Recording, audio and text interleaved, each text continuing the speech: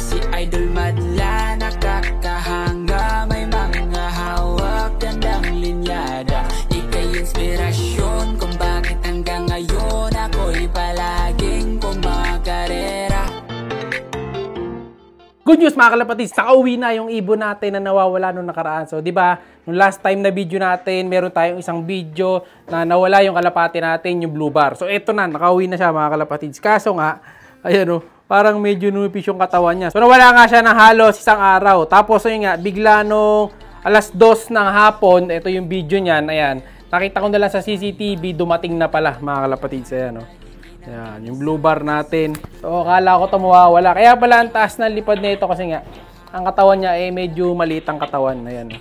So, sa tingin ko, lahi nung isang ibon natin to na manipis ang katawan. Pero okay naman siya. Talagang manipis-nipis lang. So, ito yung bagwis niyan. So, di na nga tayo dito nagpe-feathering. Kita nyo, kumpleto na yung bagwis. Dati, di ba, yung ginagawa nating technique, yung pinuputol na pa natin ng 3, 5. Ngayon, hindi na. So, hindi na tayo nagpuputol dito sa taas. Dahil nga halos parang ganun din, kaya di na natin ginagawa. Pero pwede pa rin namang gawin yung ganun kapag siguro sa ibang mga pagkakataon. Kasi nagtitape na tayo sa likod eh. Kaya di na rin natin pinuputulan. Pero sa taas, no tape, kaya di tayo nagpuputol. So ito yung ibon. Parang babae siya. Ayan. And then bukod dito, yung isa pa nga pala nating ibon, yung dinadagit ko nung nakaraan doon sa baba. So, kung maalala nyo yun, so nag-viral din yun sa Facebook. So, may nakadagit na nga mga kalapatids, taga Bataan. So, dito nakarating yung kalapati natin mga kalapatids yan. Sa map na yan, sa map ng Bataan. So, ayun yung area natin, yung may kulay blue. So, yan, makita nyo yung maps natin. So, ito yung pinuntahan ng kalapati natin. Nakarating siya dito. Yun, biro sa Santa Elena, Bataan. Ayan, ang layo. So, ito yan. Litawid dagat, kumbaga. Tumawid pa siya ng dagat eh.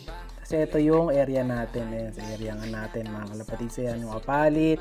Tapos yung kalumpit, ayan, boundary kasi tayo. Tapos pag tinapat natin yan dito sa guhit, ayan, sa bilog, ang lalabas na distance, ayun, 42 kilometers. So, halos isang oras na liparan ang tinawid niya, ayan, layo, nung narating, nung ibon natin. Hindi ko rin alam paano nakarating yan.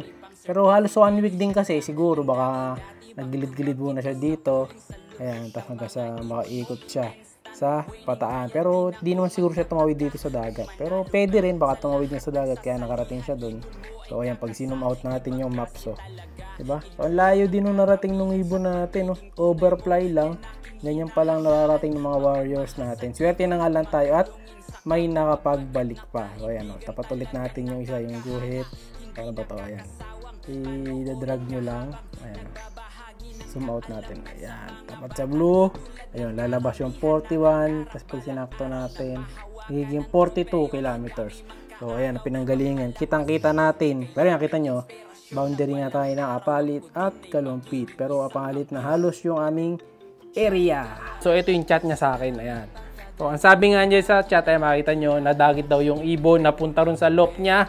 So, ayun yung ibon sa picture. So, sakto-sakto naman yung mukha ng picture. Siyang siya talaga. Tapos nakaperso rin nga, kaya nalaman din niya kagad na yun yung ibon. So, sabi ko nga siya, bahala dun sa kalapati natin kasi masaya naman na ako na nalaman ko na may nakahuli dun sa kalapati natin. So, bali, sa lahat na nawala akong ibon na nakaperso, yung palang yung nag-chat na may nakahuli ng ibon natin. Kaya masaya din ako kasi nga may nag-chat sa atin. So, di ba, ang akala ko talaga noong una, wala na mag-chat-chat. Kasi nga baka nahuli na. Pero yun, salamat kay Idol. Shoutout sa iyo, Idol. Ayan yung pangalan niya.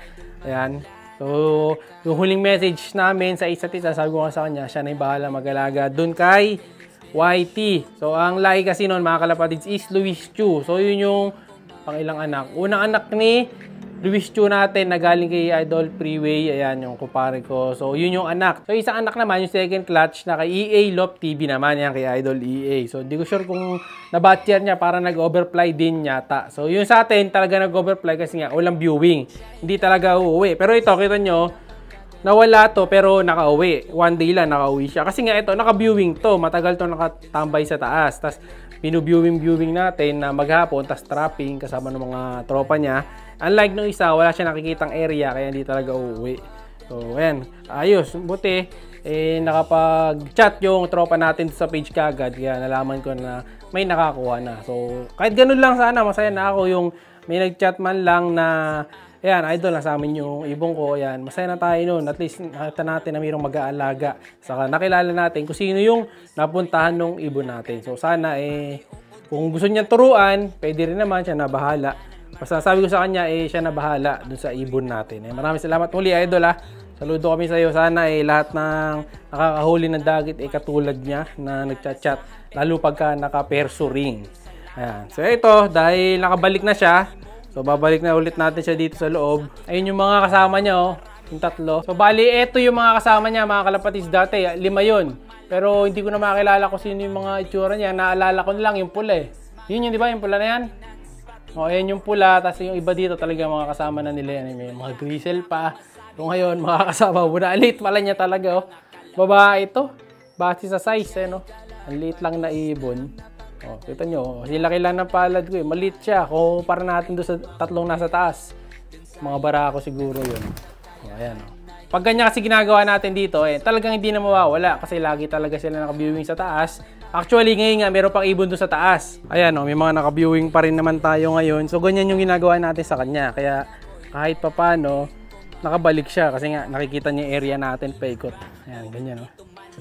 So, mahirap na mawala dito pero na lang pag nahuli. So, ayun nga, nandito pa pala yung isa. Yung pinakamakulit nating tinuruan nung nakaraan, ayan, no, si Black Chick. Biruin nyo, hapon na, mga ano na to, mag-aalas 3 na yata eh. Ayan ang araw, ayan, no. Tatapat sa araw. Sobrang init. Pero nakabilad pa rin yung mga warriors natin. Mamaya pa natin papasukin yan kapag kakain na. So sila na yung next na pawawalan yung 7. 2, 4, 6, 8. 8 yan. Pero yung isa dyan, alam ko, sana yun eh. Tapos magpapasok na naman tayo ng mga panibagong mga YB dyan sa mga susunod na araw. So may mga grizzle pa tayo, mga color. Yan lang yung mga delikado eh. Na pag nawala eh. Talagang takaw sa mata yan. Ayun, may pumapasok pa nga isa doon, oh. Checker niya. Kita niyo isang checker doon, mga kalapatids. Medyo pasawa yung checker doon. Ayun, oh. Gusto niya lumabas.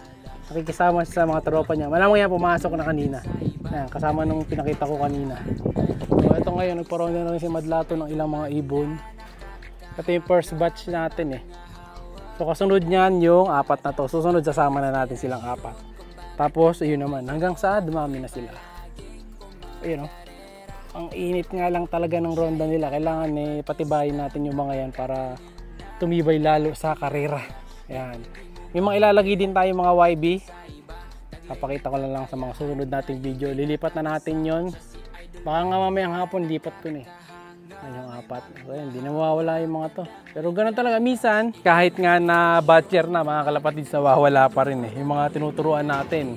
Matagal na rumuronda pero nagtataka ako minsan hindi nakakauwi dito sa loob. Pinagparonda lang kami minsan. Ala na, hindi nakakabalik. So, di ko lang kung ano yung dahilan bakit ganun. Baka nalalayo.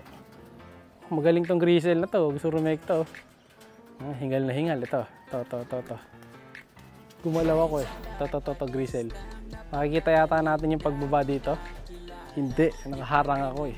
So, yun mga kalapatids ha. Muli, maraming salamat kay Idol. Saludo kami sa lahat sa inyo na mga katulad mo na nagsasoli ng mga nahuhuling mga kalapate. So, at least yun, yung pagpapakawala natin doon sa huli nating dagit nagbunga. Dahil yung nakaraan dagit natin, pinakawalan natin. Ngayon yung sa atin, gusto rin naman niyang pakawalan, sabi niya sa akin. Kaso nga, sabi ko, hindi batcher sa atin. Kung gusto ko daw, pwede kong pakuha. Kaso nga, medyo malayo din mga kalapatids. Hindi ko rin mababiyahe. Kaya sabi ko, siya na bahala mga kalapatids. So, yun na rin parang give bird at bilang pasasalamat na rin sa kanya dahil nga nag-chat siya sa atin na nasa kanyang ibon. Ayan. Uy, bumaba na iba natin mga ibon. Sobrang init. Kita nyo ha. 4 minutes ronda lang. So alam nyo na mga kalapatids. Muli, maraming salamat. And then comment kayo palagi para sa 100 Gcash weekly. Bye!